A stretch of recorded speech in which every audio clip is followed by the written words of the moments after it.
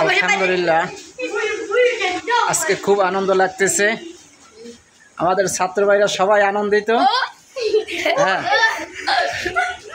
যে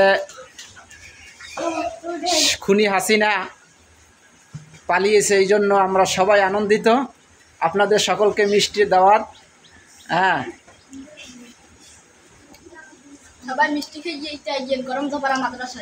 কালকে রাত্রে খুব পেরেশানির ভিতরে ছিলাম।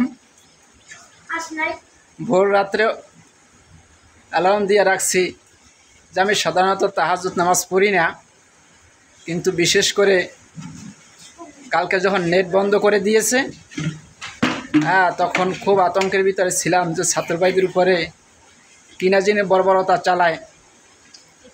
হ্যাঁ, আমি আমার মাকে বলেছি, আমার আহালিয়াকে বলেছি যে নফল রোজা রেখে দোয়া করতে থাকেন।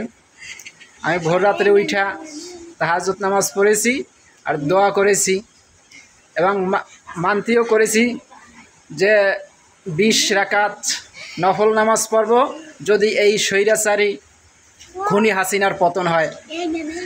হ্যাঁ, তো কিছুক্ষণ আগে শুনতে পাইলাম যে খুনি হাসিনা সে দেশ ছেড়ে পলাইছে। এই জন্য আনন্দটা আপনাদের সাথে শেয়ার করলাম। সকলে বলেন আলহামদুলিল্লাহ।